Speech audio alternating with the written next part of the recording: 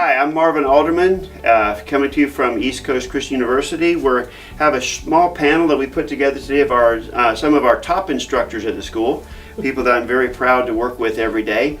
First off, I want to introduce to you on my left, this is Mark Cook, Pastor Mark Cook from our church.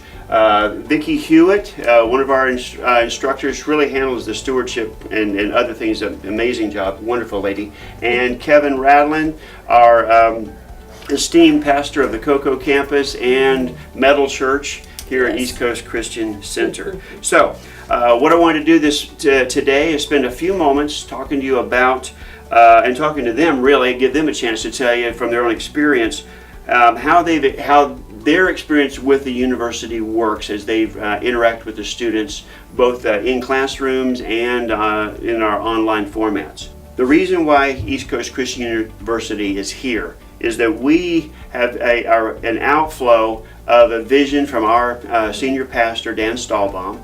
Wanted to have an opportunity for people to, without traveling across country, without having a lot of expense, to be able to do a deep dive into the Bible, gain the vocational skills they needed to be successful in the kingdom of God, and have proof of it.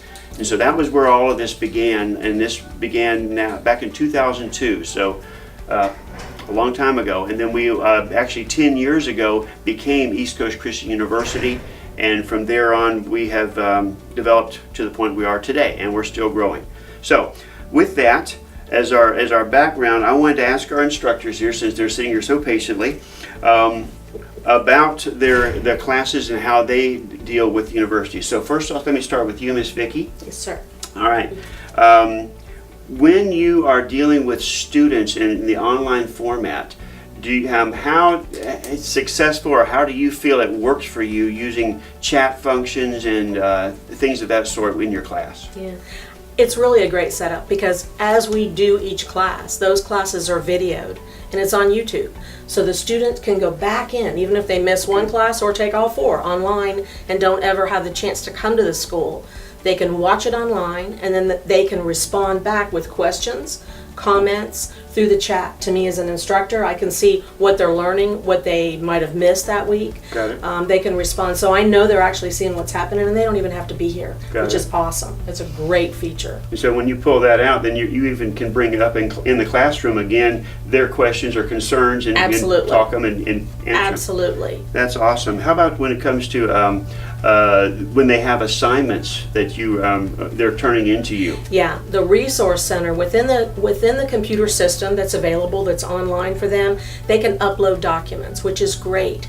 The documents, as we've discussed before, don't ever get lost, which is great. But they can download my instructions to them, and then they can upload questions, answers, their assignment. So it's right there for them to have in the future, and it's always there for me as an instructor to grade or look at. Got it. So it's a great system. Anybody else on that, as far as you're receiving the assignments? Do you guys use them more on the online, or more people turning in person, or both?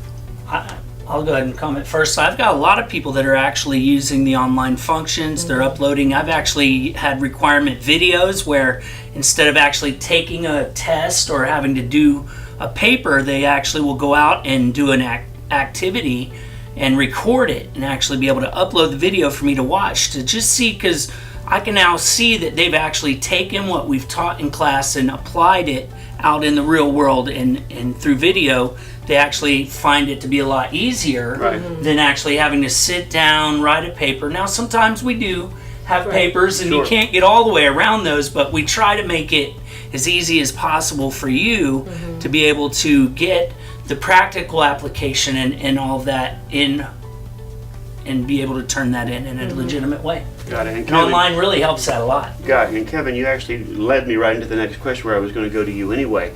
When you're one, the classes that you teach, whether it's personal evangelism, healing, living and walking by faith, all of those have labs that really require a personal input. And so I guess what I wanted to address from that viewpoint, when you talk about them doing a video, what kind of video are they doing? Right, like we'll have a class where we will actually spend time in the class in a practical application format learning how to lead someone to Christ, learning how to pray for the sick, learning how to hear a word of knowledge or things like that. So we will actually allow people as part of their assignments to go back out there and record themselves actually leading someone practically in that prayer, to the Lord, or any of the other applications that we use. I mean, there's too many to really mention, but it is so much more powerful to be able to see someone actually step out and do what they've been taught, rather than to just have them try to regurgitate that on paper. It can be difficult to express yourself on paper sometimes, but to be able to just say, hey, you know what? Here's my friend, film me, I'm going to go over talk to this person, and just step out there and just do it. I like it. It's powerful. I like it, I totally agree. I think that Mark actually was the one that began using the labs last year whenever he was doing the first time through, when we were doing the beta test on how to study the Bible. You had a lady out in California that, go ahead. Well, one of the assignments, actually kind of the final exam, so to speak, for how to study the Bible, which is now called Studying the Bible on Purpose, is you need to be able to recite the books of the Bible. If you're going to study the Bible, you need to know the books of the Bible. So there is a written test for the students in class, but the students that are taking it online, we couldn't really give them a written test. And so we gave them the option to record themselves saying it, and then we took it another level, and we said one of the ways that it's easier to remember something is if you teach it to someone else. And so that part of that assignment can also be that you take a child, maybe one of your own kids, or maybe a kid close to your family, and teach that child to memorize the books of the Bible, and then you both record yourselves together. It's a lot of fun.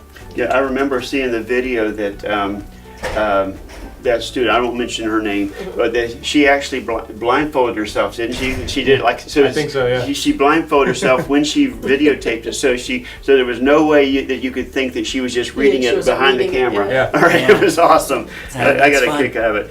And she did a great job. But yes, and remember, that was not the whole final exam, that was a piece of the exam. Correct.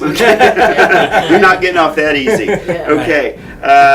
Let's see, the next thing, that's really moving us right along. I wanted to mention also the various tracks that we have at the church now. We actually this year started a pastoral leadership track at the school.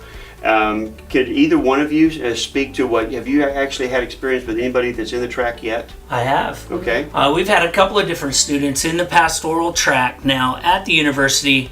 Actually, I've got one that was assigned to my campus as a campus pastor, and he is actually overseeing our children's ministry classroom in our 1st through 6th grade class. So he's not only going to the university, but as a pastoral track member, he's actually undergoing extensive training and hands-on interaction with an actual pastor of a campus to learn and be trained and to make the mistakes that we all make, but have somebody there to guide them and lead them. It's a safe place to make those mistakes. Exactly. We really do have an amazing setup going for those of you who are interested in maybe being involved in ministry, becoming a pastor, becoming a minister. The practical side of it is that you need work experience. People are going to want to know, well, where have you actually done this? So many times you end up, you have a degree, you come out of school, and nobody's willing to give you that first chance. Well, you're actually getting your first chance in school, so you can actually put 1 year's ministry experience on your application, doing these different things, and have a great reference like myself to contact that next employer or wherever your next step would be into ministry and say, this guy really, he knows what he's doing. Right. After you finish the 10 courses of the core, the second year, for people on the pastoral leadership track, they have 8 courses that are related to giving you the basics of really having a little more of the traditional training as far as the Bible itself, also giving us a taste of pastoral counseling, a taste of the church history, things of these sorts, so you're able to relate to people of different other faiths.